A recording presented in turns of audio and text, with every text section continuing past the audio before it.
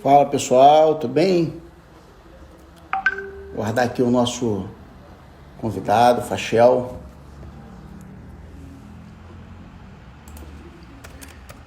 Ele aqui.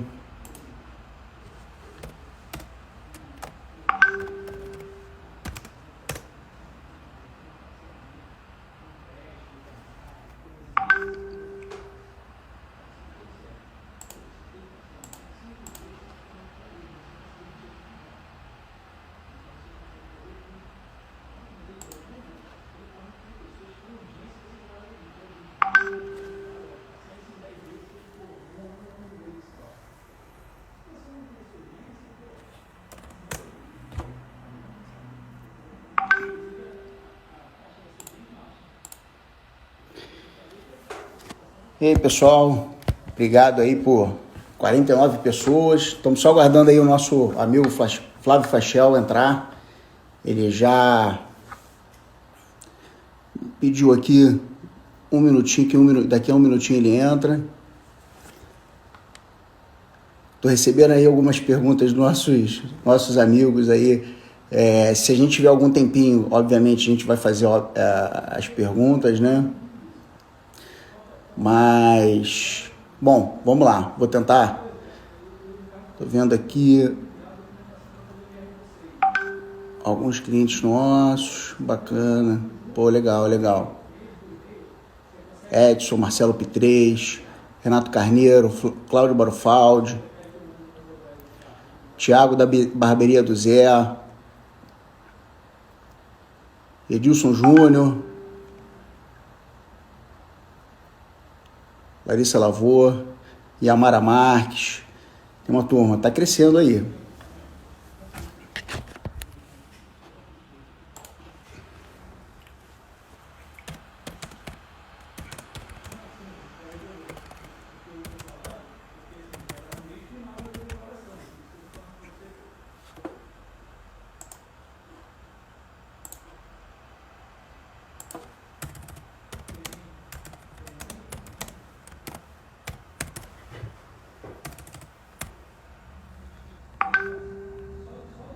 Fala, Fachel. Então agora você tem que fazer o pedido.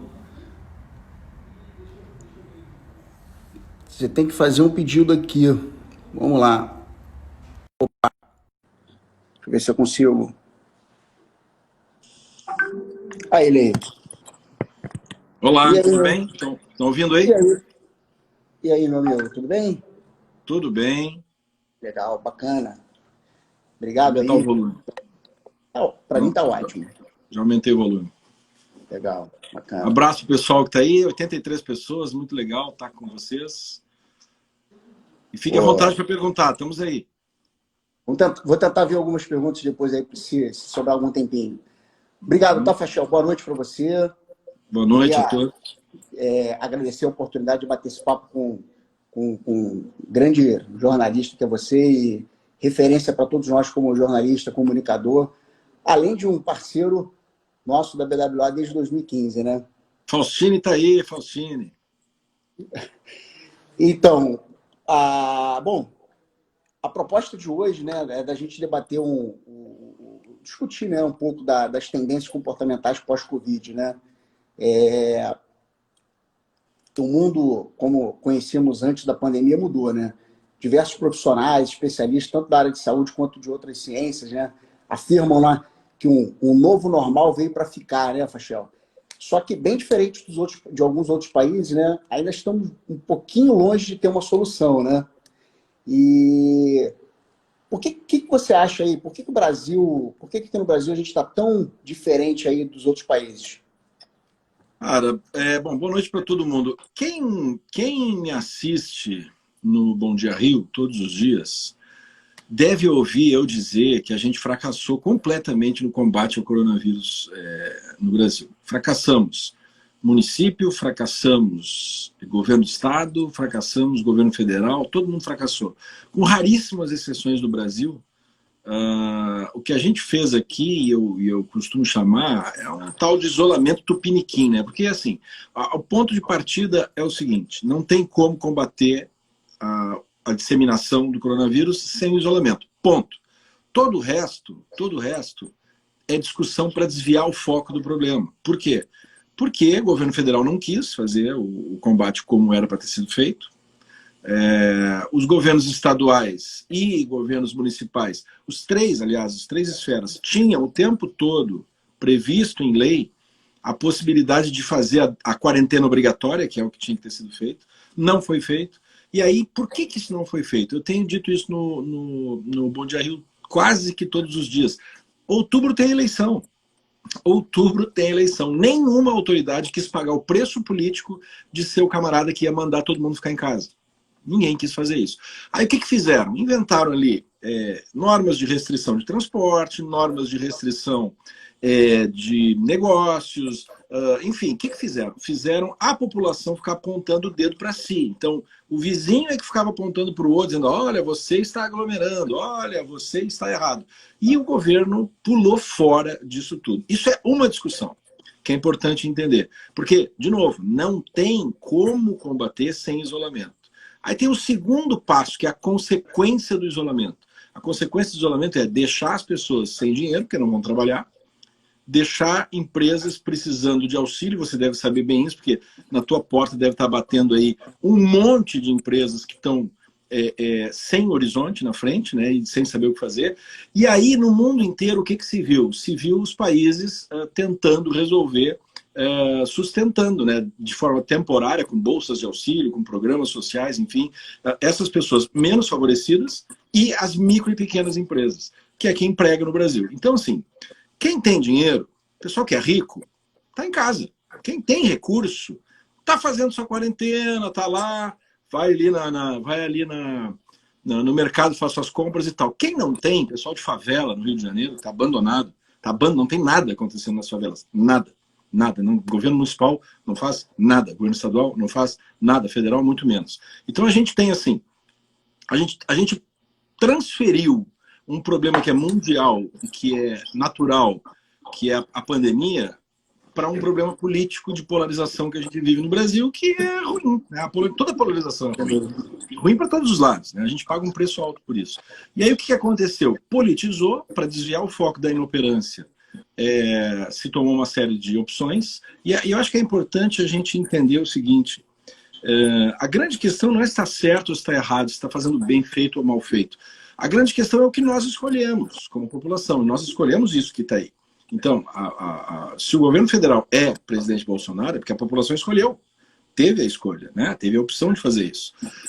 E não é surpresa nenhuma, e ninguém sabia, não é surpresa de como as coisas iam acontecer. Se o governo do Rio de Janeiro é esse que está aí, é porque a população escolheu também, não caiu do céu. Não chegou uma viatura, desceu, agora eu vou ser o presidente e governador. Não. E se foi no Rio de Janeiro a administração do Crivella, também foi o povo que decidiu. Então é importante entender que as decisões elas são tomadas de acordo com o que a gente escolhe, né? A gente, população, o que a gente escolhe? A gente escolheu isso que está aí. O governo federal não fez o que poderia ter feito. Aliás, tem umas informações muito interessantes.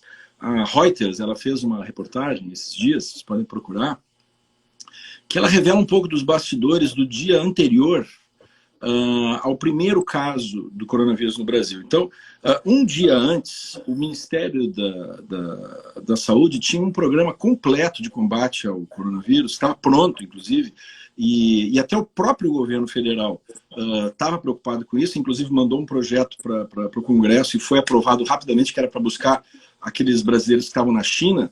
Pois é, aquele projeto não foi só para autorizar a busca dos brasileiros na China. Lá teve muitas outras coisas aprovadas também, que possibilitaria o início do combate ao coronavírus, com repasse de recursos para os estados, com coordenação e tudo mais.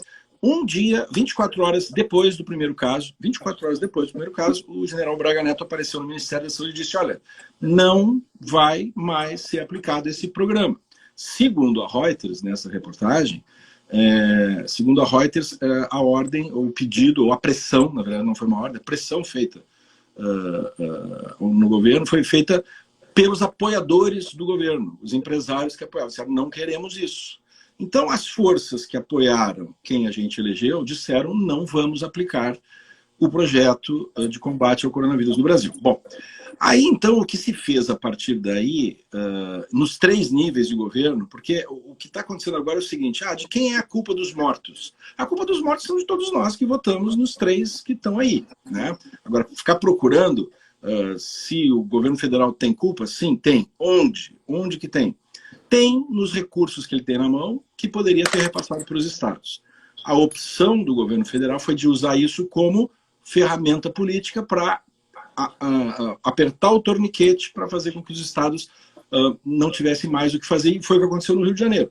Na última reunião, acho que na sexta retrasada, quando o governo do estado se reuniu aqui para decidir sobre as regras de afrouxamento, que nós vamos falar daqui a pouquinho aí, por que isso deve estar acontecendo agora, nessa reunião, um dos integrantes me disse o seguinte, que o governador disse assim, olha, não adianta mais seguir regra de ciência, de especialista, porque não tem mais dinheiro, eu não vou poder pagar os salários. Então, o epidemiologista Roberto Medronho, que é do FRJ, aliás, competentíssimo, ele falou isso no Bom Dia Rio numa entrevista, que ele também estava presente nessa reunião e disse o seguinte, olha, a gente avisa para as pessoas que a contaminação ainda está aí, ainda está acontecendo, quer dizer, o afrouxamento não significa que terminou a epidemia, pelo contrário, continua. E só que ele ouviu claramente nessa reunião dizendo que, olha, a decisão é caixa, não tem caixa, não tem caixa. Bom, no governo municipal, a gente vê uma coincidência feliz, isso foi muito bom, porque o governo municipal fez uma compra de respiradores, material médico, lá em outubro ainda, que nem se falava em epidemia, em pandemia, e calhou de dar certo e chegar a isso agora. Então, a gente está colhendo num lance de sorte, num lance que foi comprado no ano passado, a gente está recebendo equipamentos importantes agora. Mas, por outro lado, a gente vê o completo abandono das comunidades carentes. Então, não tem nada acontecendo nas favelas. Nada. Nas favelas do Rio de Janeiro, as pessoas estão se virando por conta própria. Cada um ajudando a si mesmo, né? Tem iniciativas em favelas aí que são os próprios moradores que estão pegando lá desinfetante e desinfetando as ruas. Enfim, é um faz de conta que a gente já conhece, quem mora no Rio de Janeiro. Eu sou de Porto Alegre, cheguei aqui no ano 2000, mas eu acho que já consegui aprender que também a culpa da existência das favelas grandes, enfim, também é muito da cidade, porque a população do Rio e os governos, um atrás do outro, não é este governo, não é o anterior, mas de décadas e décadas e décadas, vem lavando as mãos por esse problema. Então, o que a gente tem no Rio de Janeiro? O vírus hoje, segundo os especialistas, estão dizendo o seguinte, que na Zona Sul, na parte que tem mais recursos, já parou um pouco a disseminação e isso está muito concentrado agora no pessoal mais pobre. Então, inclusive, desculpa cortando, inclusive, alguns hospitais de ponta, né, da Zona Sul e principalmente Barra da Tijuca, até desfizeram de alas do Covid, né? Então, mas a gente sabe que por que isso é importante? Exatamente. A prefeitura hoje, pressionada pelos comerciantes que estão precisando... porque o que acontece? Por que tem a pressão dos comerciantes e das empresas e das pessoas que precisam trabalhar? E isso tudo é legítimo. É muito legítimo, porque você não pode, você tem que trabalhar. Todo mundo tem que trabalhar, né? Não dá para querer que as pessoas façam isolamento e tudo bem. E aí? O argumento ele é muito correto. Vai viver de quê? Então é nesse momento que a única esfera de governo que pode atuar para fazer com que o combate aconteça é o governo federal, que tem os recursos. E a opção do governo federal foi de não fazer. Mas tem os R$600, mas não é suficiente, a gente está vendo, que era para ser 200, que virou briga política, que depois aumentou para 400 e depois foi para 600. Isso não foi pago para uma grande parte, mas assim, tem sérios problemas na distribuição, a aglomeração continua acontecendo na porta dos bancos, o governo municipal, na questão da mobilidade de quem tinha que se mover, não conseguiu fazer o transporte público funcionar, isso se repete Brasil afora. Então, tudo isso, eu costumo dizer assim, quem assiste de novo Bom Dia Rio sabe, é muito fácil para os governantes, e principalmente aqui no Rio de Janeiro, ficar emitindo decreto e pendurando a figura de linguagem que usa, tem um mural lá na entrada da prefeitura e fica pendurando decreto lá. Só que joga para o colo das pessoas. Então, você que está nos assistindo, é que virou o fiscal, hoje eu dei o nome, fiscal do Crivella, fiscal do Witzel, que cada um por si que tem que ficar fiscalizando o próximo. E a gente está vendo aqui, ainda tem a questão ali, ó, das investigações de corrupção no governo Witzel, que também foi um problema absurdo. Quer dizer, o governo Witzel falhou também miseravelmente, porque fez água completamente, os hospitais de campanha não ficaram prontos até hoje, e a população esperando, a população ficando doente.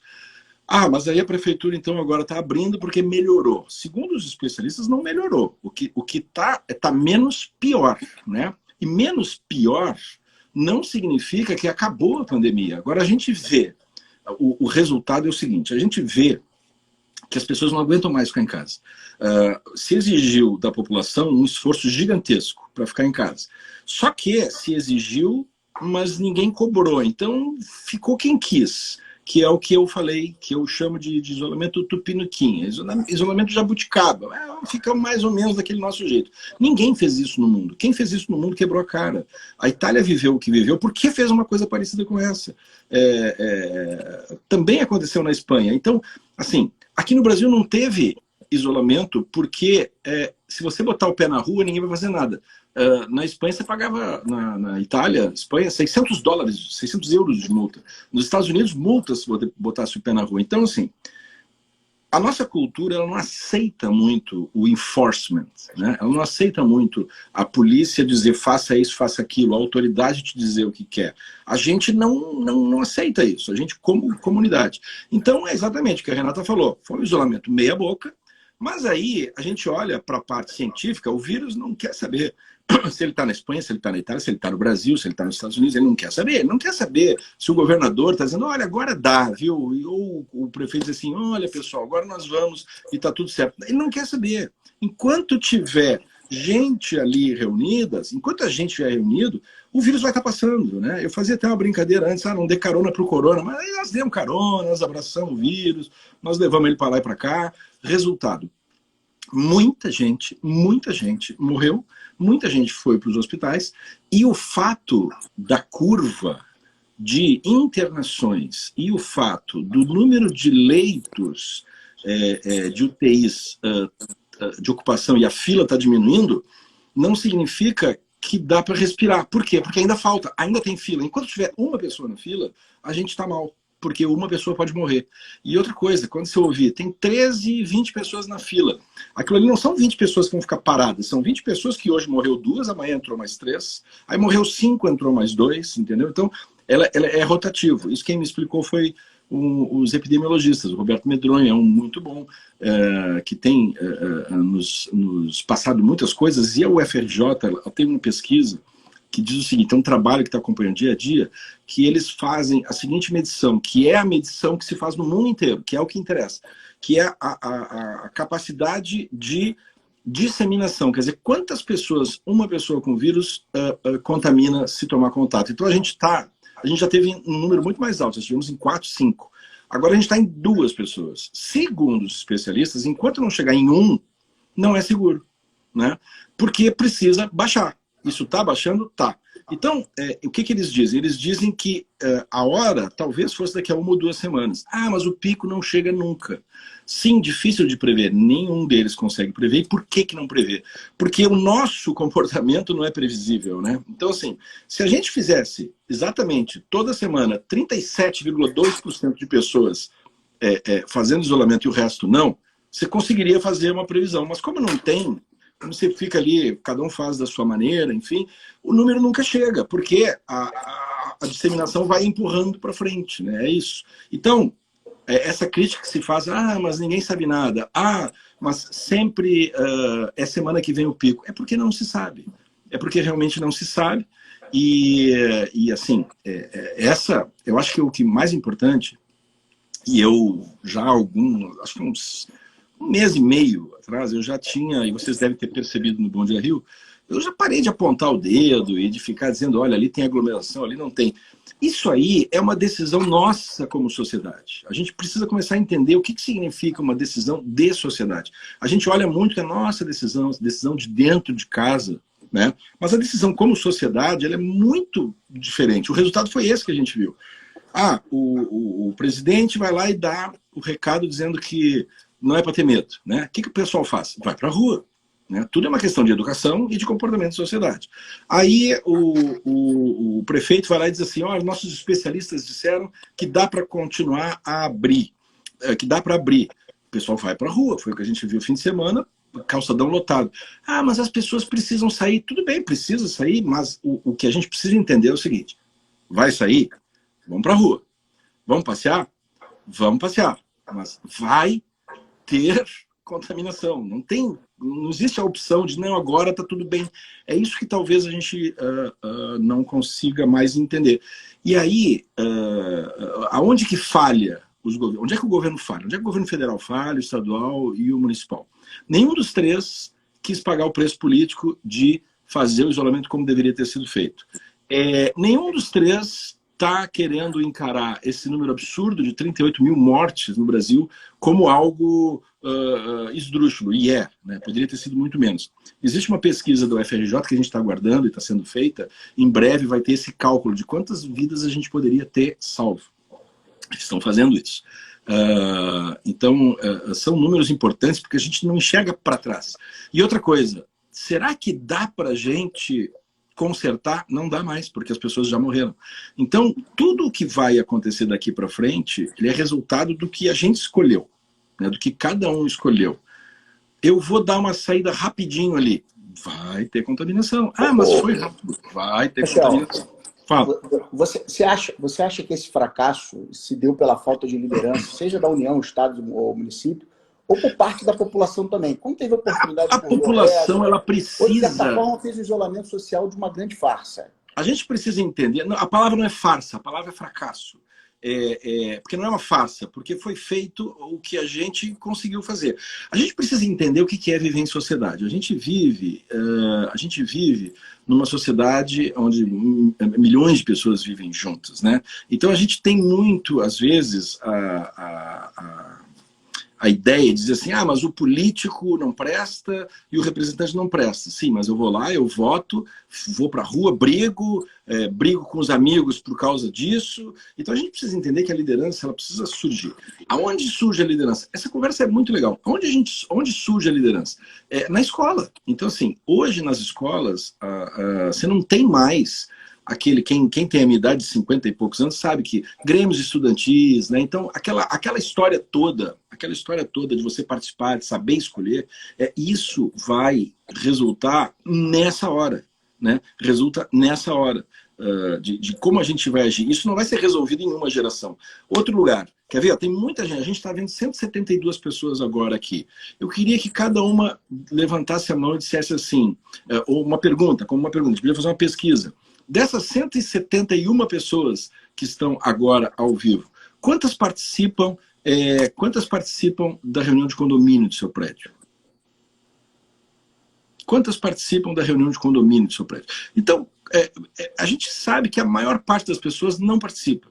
Né? Para quem já foi em reunião de condomínio já sabe, são 1.000, aí chega lá tem 10 pessoas. Aquelas 10 vão decidir o futuro daquelas 1.000 pessoas. E as 1.000 pessoas vão ficar reclamando nos corredores, falando mal daquelas 10. Esse é o padrão do que se vê raramente diferente, quem participa sabe o que eu estou falando, raramente é diferente. Então, assim, se a gente não participar da reunião de condomínio, como é que a gente quer cobrar do prefeito, do governador e do presidente?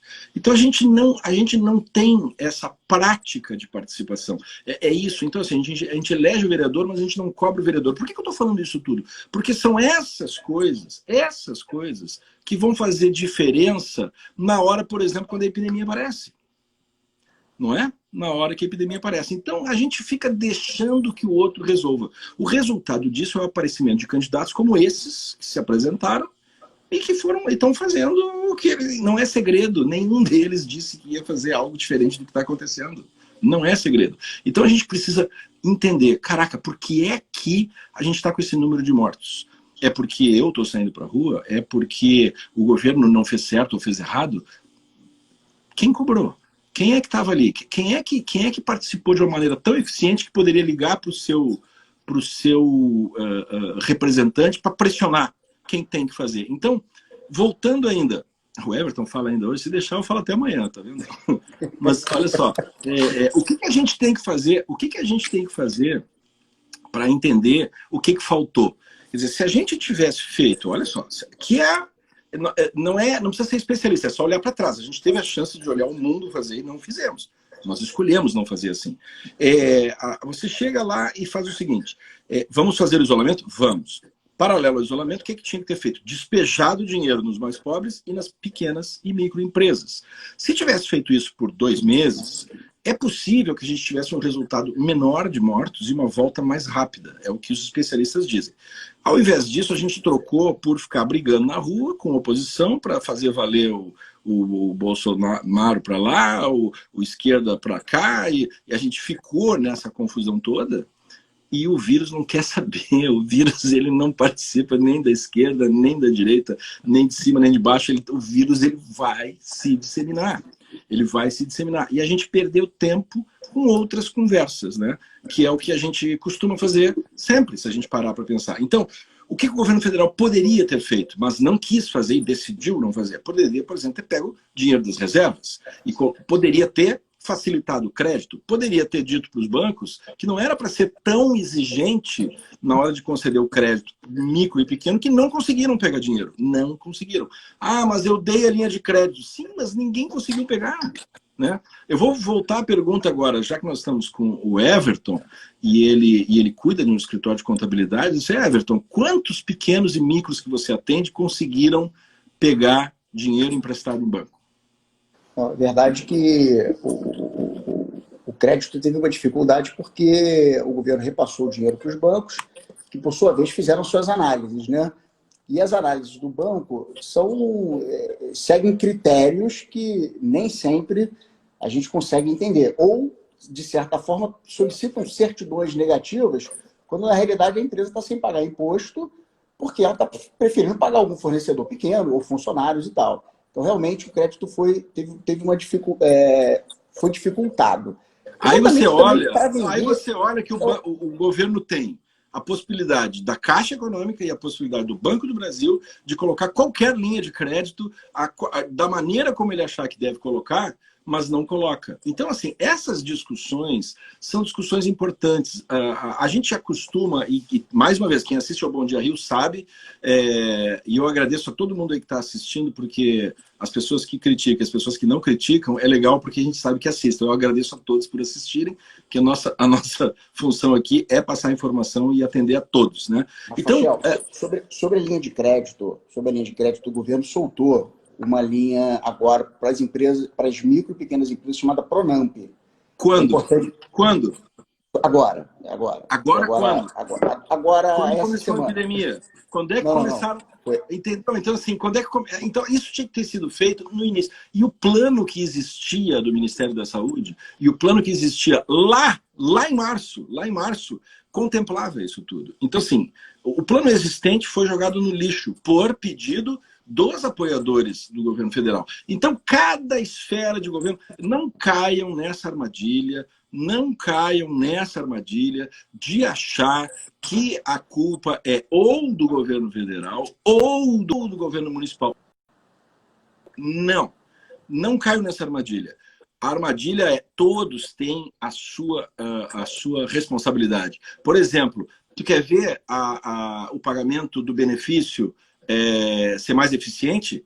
Usa os bancos de dados das prefeituras. Todas as prefeituras sabem quem são as pessoas que precisam. Mas, na hora que o governo federal faz isso, ele perde o controle da emissão do recurso. Então, a gente precisa entender que toda a gestão, nos três níveis, toda a gestão, ela fez cada um tentando controlar o seu espaço para quando chegar outubro ter manobra de ação política. A gente foi vítima, mais uma vez, do que a gente acha que conseguiu mudar, mas nada mudou. A gente continua sofrendo na mão da velha política brasileira. Bom, o pessoal está reclamando que eu não deixo você falar. Fala aí. Realmente você fala muito, mas está ótimo, a tua análise está perfeita.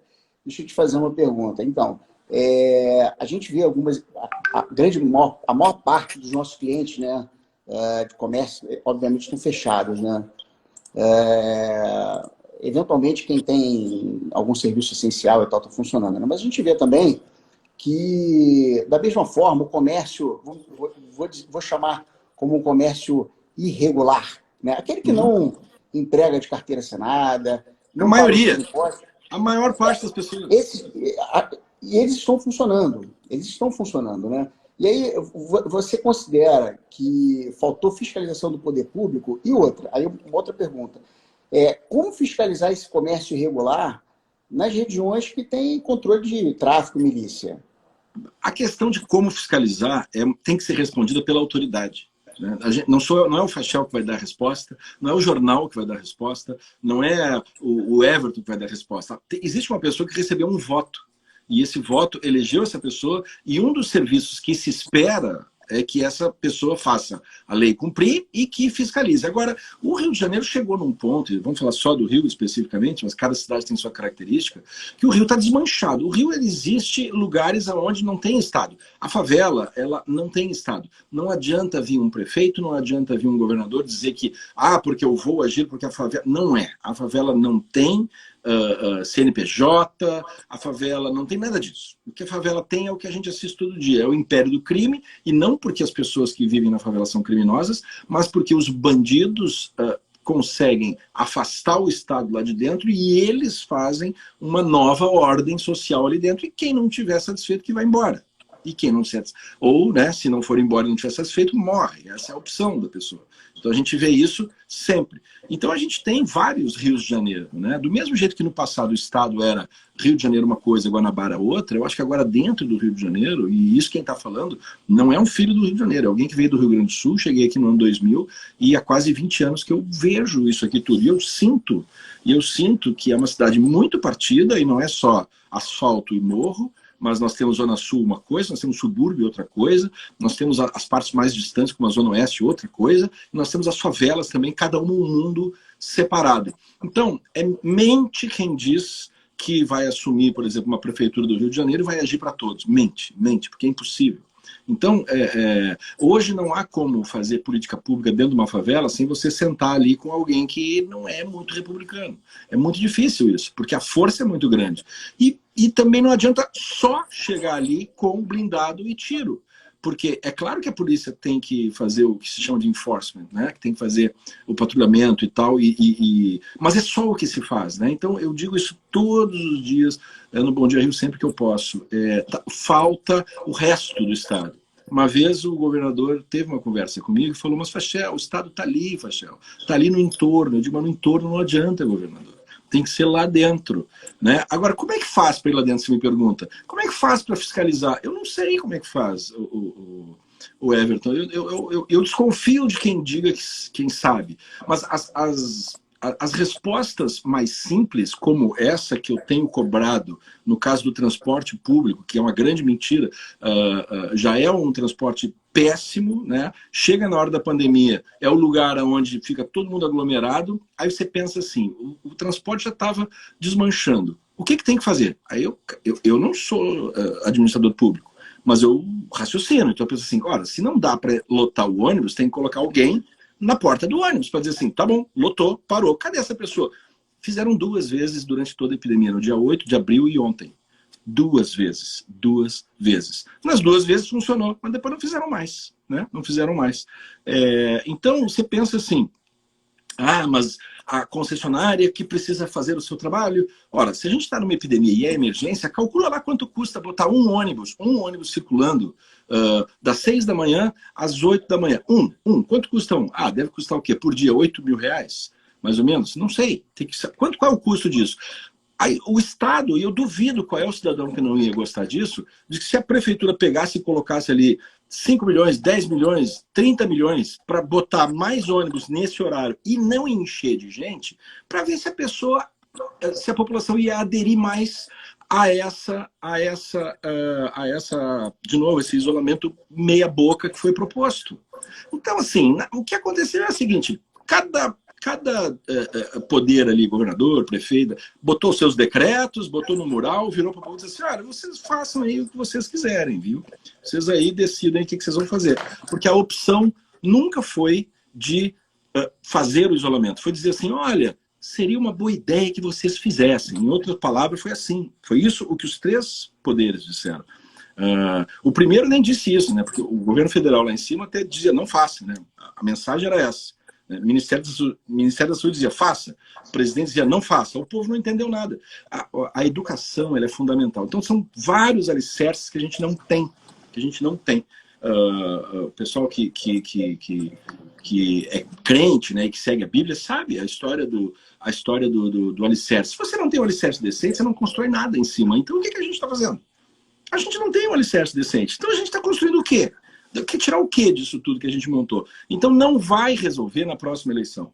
Não vai resolver em outubro. Não vai resolver também nem na nossa geração. A gente precisa decidir para que lado a gente quer caminhar, para ver se a gente tem a chance de chegar no lugar que deveria. Então, as coisas são profundas e tudo encaixa uma coisa na outra, né? Como é que fiscaliza, que é a pergunta? Cara, fiscalizar só tem um jeito. Levanta da cadeira, vai na rua e faz acontecer. Governo é isso. Quer dizer, decreto e botar no mural lá, até eu faço. Isso eu faço. Qualquer um de nós aqui, vamos decretar aqui um monte de coisa. Aí eu saio decretando e saio pendurando na parede. Só que não escreve ali embaixo como é que faz. Você sabe que a lei foi muito engraçada. Essa lei que possibilitou pedir a quarentena, porque em fevereiro agora foi feita. Se você perceber, olha só que malandragem, até o Congresso está nessa. Então, assim, eles fizeram a lei, você lê a lei, só que a lei normalmente ela tem assim, ela explica para que existe a lei, ela diz o que você tem que fazer, e lá embaixo ela diz assim, a punição é essa. Procura lá na lei que foi aprovada pelo Congresso em fevereiro, se tem a punição. Não tem, porque ninguém quis pagar o preço de dizer o que ia acontecer com você se você não saísse de casa. Você ia tomar uma multa, você ia ser preso, você ia ter seu carro confiscado. Eu não sei, ninguém quis, porque outubro tem eleição. Quer ver uma outra coisa interessante? O plano da prefeitura, as coisas se encaixam de uma maneira que você fica olhando assim, fica pensando o que pode ser. Eu não estou dizendo que é por isso, mas olha que coincidência. O plano da prefeitura vai relaxando até quando? Até agosto. O que acontece em agosto? Começa a campanha política. Olha que coincidência. Tu entende? Então, assim, a gente precisa entender o que está acontecendo. As pessoas querem o quê? A nossa saúde ou querem uma chance de reeleição ou uma chance de um novo mandato? O que as pessoas querem? Né? O que os nossos candidatos querem? A gente não sabe. Você me pergunta, como é que fiscaliza? Sai para a rua e vai fiscalizar. A sensação que a gente tem também é de que essa quarentena disfarçada, né, ela serviu, obviamente, para decretar o estado de calamidade, né, inicialmente, né, e essa prolongação, obviamente, ela disfarçada, ela vai ser prolongada para o tempo que for, que o pico da doença não chega nunca, também porque o estado de calamidade gera oportunidade de contratação sem licitação e vira essa farra de dinheiro público que está por aí também, né? Mas, bom, aí entra também muita questão política, eu não queria abordar, não, porque senão entra num tema que eu não queria. Eu queria falar sobre tendências, né? A tendência, mas eu acho que é importante a gente falar esse quadro, porque esse quadro, sabe o que mostra de tendência? Mostra que a gente não sabe o que vai acontecer. Então você me diz assim, existem empresas grandes, que eu já conversei com várias, uma grande empresa de telefonia, que eu falei assim, então tá bom, então qual é o teu horizonte para que as coisas voltem ao normal? Primeiro eles dizem assim, não faço a menor ideia. E segundo, o nosso horizonte é 2021. Então, essa empresa ela vai continuar do mesmo jeito que ela está hoje, não interessa o que a prefeitura vai dizer, não interessa o que o Estado nem o governo federal vai dizer, eles vão continuar fazendo a mesma coisa até dezembro. E chegando lá, eles vão olhar. Por quê?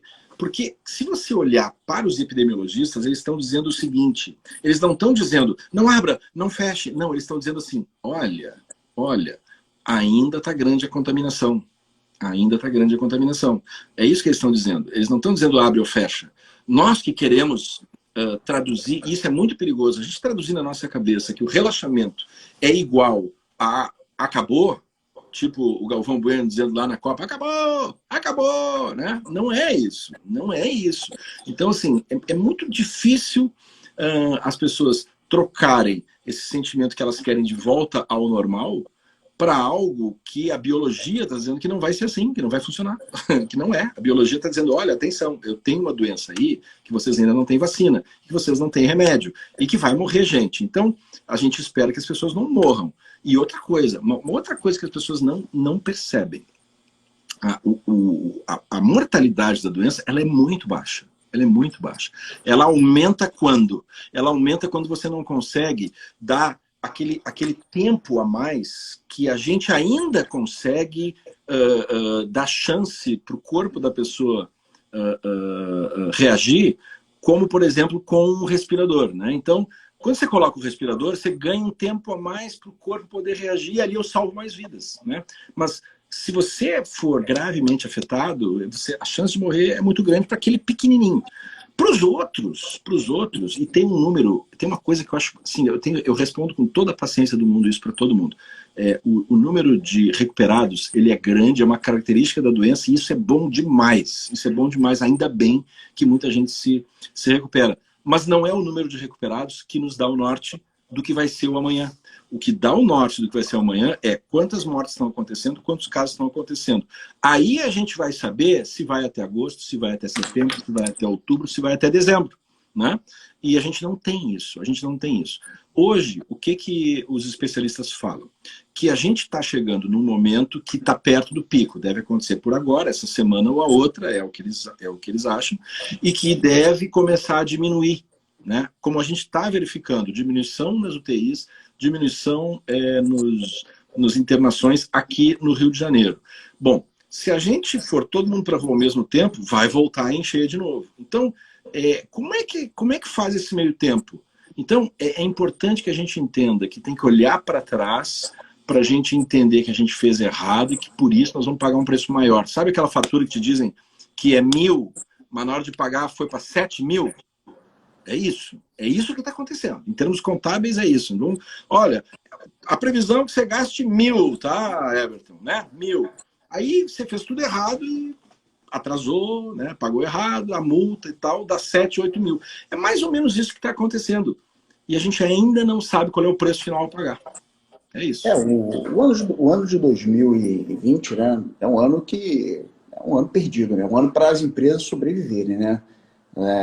Enfim, repensar nas suas estratégias comerciais, transformar os negócios, pensar em finanças, pensar em captação de crédito, seja ele via banco, seja ele via planejamento tributário, seja ele recuperação de impostos. Então é um ano para se pensar e para 2021 planejar, né? Um ano novo, né? Nesse sentido de que a gente tem uma certa tendência às novas tecnologias, e de certa forma essa pandemia acabou por impulsionar certas mudanças que estavam em curso, né, que pareciam não engatar como um modelo de sociedade que a gente conhecia. Mas como a adoção do home office, da educação à distância, a busca pela sustentabilidade pessoal, você enxerga esse aceleramento como algo positivo? Ou você acha que essas mudanças na sociedade como um todo estão acontecendo de uma forma precoce? Vários empresários com que eu falo estão dizendo que os negócios vão mudar. Vários. Eu acho que as empresas estão olhando para dentro e estão enxergando, primeiro, funções que não precisavam mais ter, e vai ter muita gente demitida. Muita gente, é o que eu enxergo. Muita gente vai perder o emprego por causa desse novo jeito de fazer. Eu acho que as empresas, agora que apertou, né, que o faturamento caiu, ela começa a ver onde é que está sobrando e vai cortar, ou seja, vai ter a recessão, né? A recessão, você falava de outro momento. Então vai ter um enxugamento e no modo de trabalhar tem muita gente dizendo que o home office veio para ficar, entendeu? Então, conheço um escritório de contabilidade aí que parece que vai adotar bastante esse home office.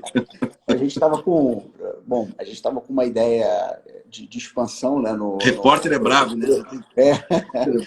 Para os próximos períodos, né? E, enfim, essa mudança nós vimos que a equipe trabalha super bem em casa e tal. Então, atualmente, eu nem penso em fazer um novo investimento para aumentar espaço físico. Pelo Você sabe contrário. que a minha irmã, ela trabalha em São Paulo, ela trabalha com mídias sociais e ela já trabalha em home office há bastante tempo, antes mesmo da pandemia.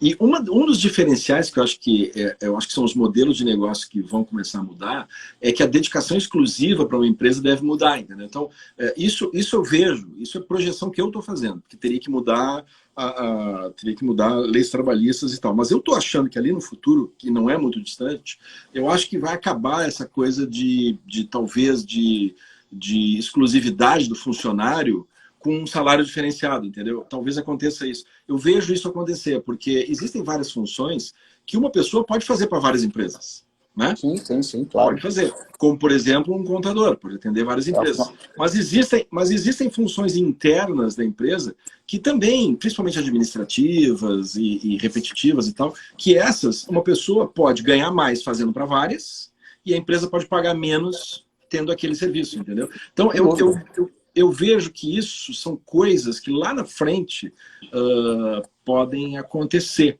né? Agora, a gente tem ainda também a cultura forte das leis trabalhistas no Brasil, que os direitos, enfim, que ainda tem o seu peso e a sua importância.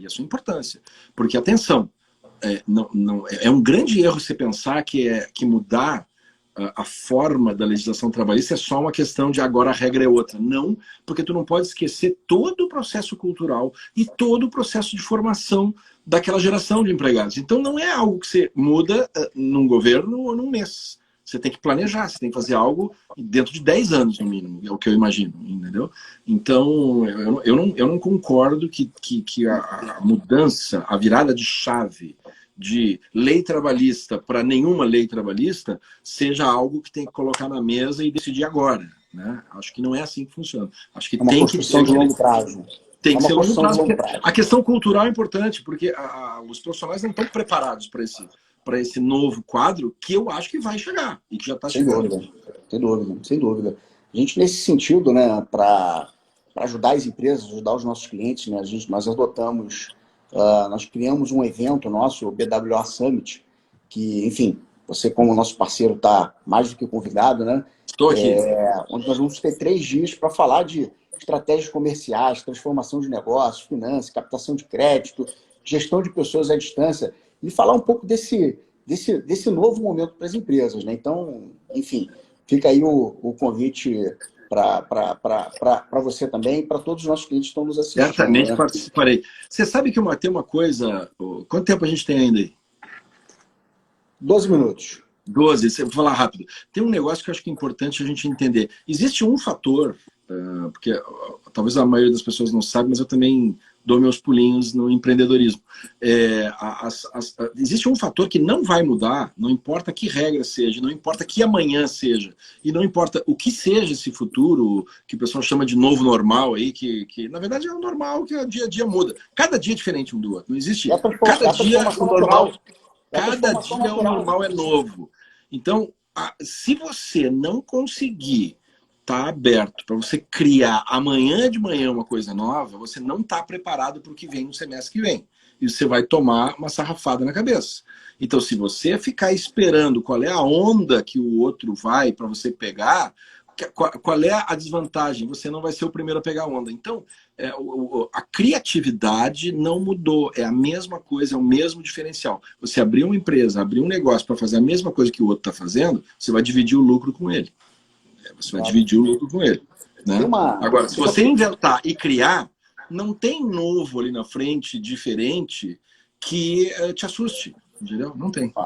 Há 10 anos atrás não existia a função do youtuber, né? Do Não. Uber, por aí vai. Não. Existe uma pesquisa da Universidade de Oxford, isso foi eu que criei, que 65% das crianças já nascidas trabalharão em funções ou empregos que não existem hoje. Exatamente. Olha aqui, essa gurizada, não sei se tem gente mais nova, mais velha, mas o pessoal mais velho vai saber, vai lembrar daquela época que a primeira coisa que você fazia quando saía do ensino médio era fazer um curso de datilografia.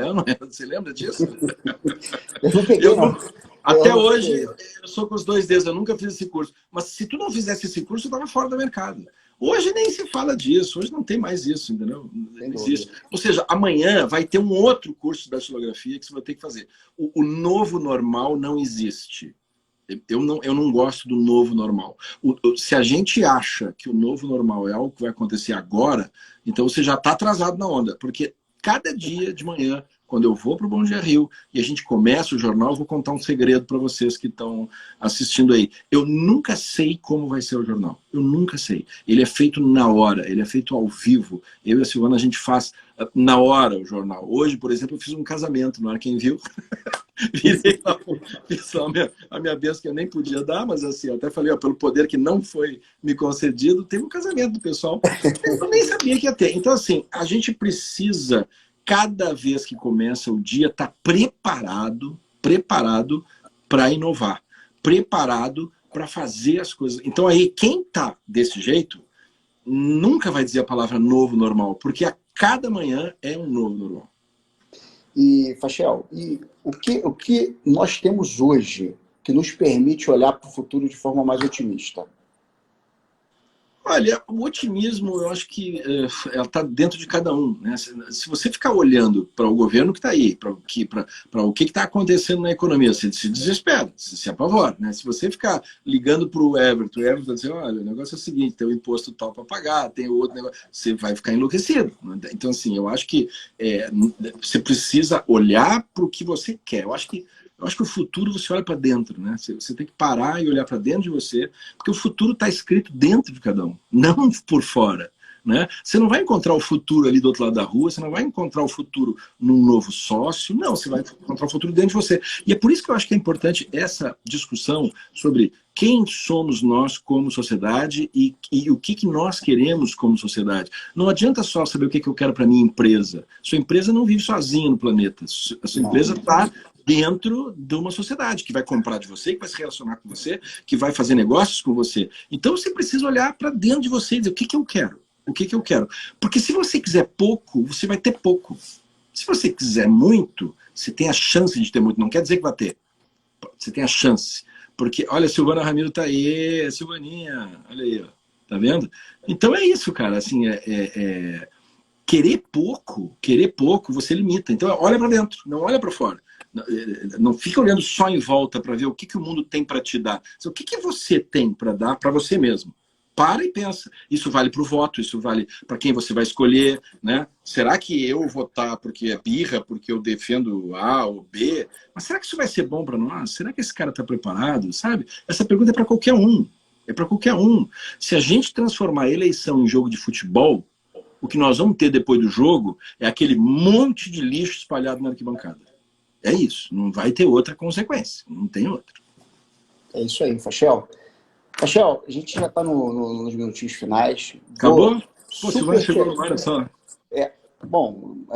Da próxima vez fica o convite para a live com a Silvana também. Né? Seria um prazer. Bom, obrigado, muito obrigado aí por você ter dedicado essa 1 hora com a gente. Para a gente foi sensacional ouvir a tua opinião e a opinião de uma pessoa que está diante das notícias todos os dias, que está diante dos especialistas e tal, enfim. Então, muito importante, muito bacana. Fico muito feliz de ser agraciado aí com a sua presença aqui com a gente. Tá bom, Fachel? Eu que agradeço. Quanto tempo eu tenho para me despedir? Você tem 5 minutos. Não, é muito, mas eu não preciso. Mas eu queria agradecer. Você tem todo o tempo. Eu queria agradecer a todo mundo aí, porque... Olha lá, a Patrícia está aí me assistindo. Queria agradecer a todo mundo. Obrigado pelos comentários. E eu vou dizer uma coisa também. Eu gosto quando as pessoas falam bem, falam mal, porque é o que eu sempre digo. Quando a pessoa fala que está ruim é porque ela está assistindo, né? Então eu agradeço a todo mundo que assiste ao Bom Dia Rio. Olha a Silvana Ramiro dizendo lá, 5 minutos lá. Ela está dando a plaquinha de 5 minutos, tá vendo? Mas obrigado pela chance de poder falar com as pessoas. Valeu, muito obrigado a todos. Obrigado, tá, Fachel? Um grande abraço, tá? Tudo de bom. Valeu. Pra você. Boa noite. Tchau, tchau. Tchau para todo mundo. Tchau, tchau. Tchau, tchau.